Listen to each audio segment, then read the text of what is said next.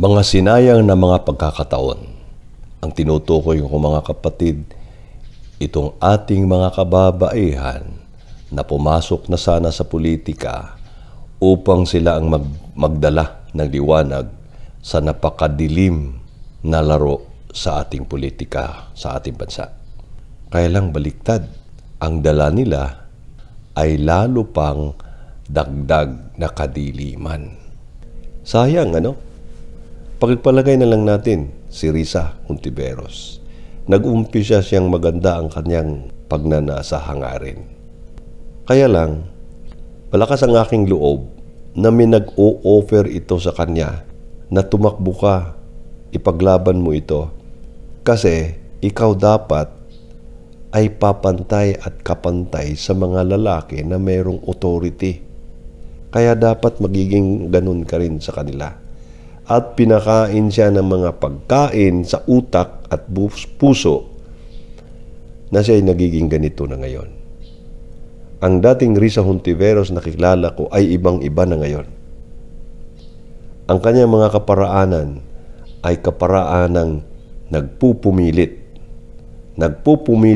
at pinipilit ang mga bagay, ang mga kalagayan upang makamit niya ang kanyang pagnanasa. Ganon din si Eva. Nung inoffer sa kanya ang mga ganitong bagay, kapangyarihan at karunungan at buhay. Buhay na walang hanggan. Kasi ngayon ganon din ang akala ni Risa, hindi siya babagsak. Parang binigyan din siya ng buhay na walang hanggan, kagaya ng promise ni Satanas kay Eva. Kaya gagawin ang lahat. Ganon din si Eva. Ginawa niya ang lahat at dinamay pa niya ang kanyang asawa. Ganito din tayo ngayon, mga kapatid. Ginawa na niya ang lahat, naniwala doon siya sa mga nagsabi sa kanya ito ang dapat, at dinamay pa niya ang iba sa pamamagitan ng kanyang pagpang-akit nito at pag-invite, sumama kayo dahil ito ang tama, ito ang dapat.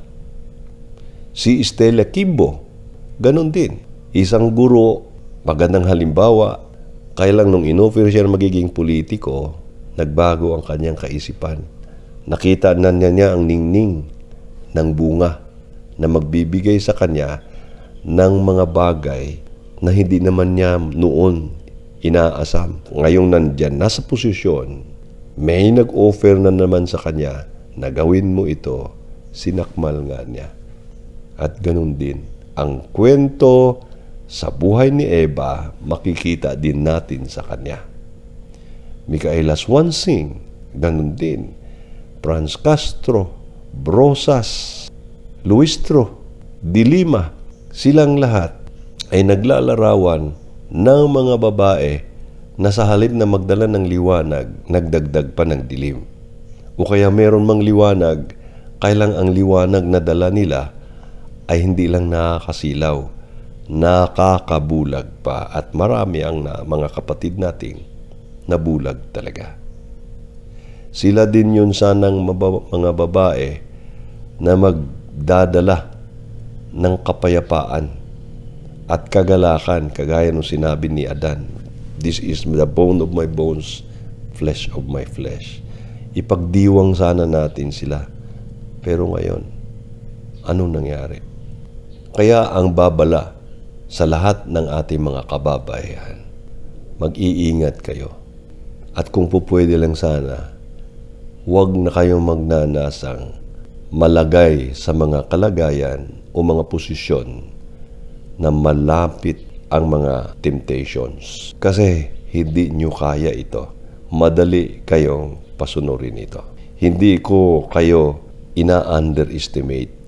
May mga babae din talagang matatapang, matatag, na hindi kayang bayaran, hindi kayang linlangin, hindi kayang paikutin ang kanilang kaisipan.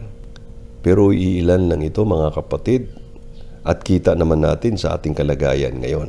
Mas marami ang mga babaeng napapaikot ang mga utak, ang isip, at nasusulan na ganito ang ating gawin. At kayo ang gagawa ng proseso upang ang lahat ng ito'y magiging katuparan. At kita natin ngayon. Ang masama lang kagaya kay Adan, ang nasa ating pamahalaan na parang si Adan din na namuno ng bayan na ito, ay nakikinig lamang na nag-usap itong mga satanas at itong mga kagaya kay Eva, maraming Eva na sa ating kongreso, nakikinig siya. Alam niya ano mga nangyayari. O baka naman siya rin ang may dahilan nito, no? Siya may kagagawan. Nung inoffer sa kanya ang bunga, kagaya sa inoffer ni Eva kay Adan, kumagat din siya. Kaya ang ating pagdurusa ay narito na. Magdurusa talaga tayo at hindi natin alam kung hanggang kailan ito. Kagaya sa pagdurusa natin sa panahon ng kanyang ama, kasi ang kalagayan ng kanyang ama noon at ngayon pareho lang. Siya rin ay naniniwala at nakinig sa isang babae na matawag na rin nating si Eva sa kanyang buhay. Kaya babala uli sa mga kababaihan. Kung kayo man talaga ay nagnasa, kailangan magising muna kayo at makita ninyo, madiscover ninyo ang tunay ninyong kalikasan. Sino ba talaga kayo? Kayo ba ang katawang ito? O kayo yung galing sa Diyos nababalik din sa Kanya? Kasi pag hindi nyo ito naintindihan, kagaya kay Eva, ang makikita nyo lamang ang masarap, ang nakakaakit na bunga.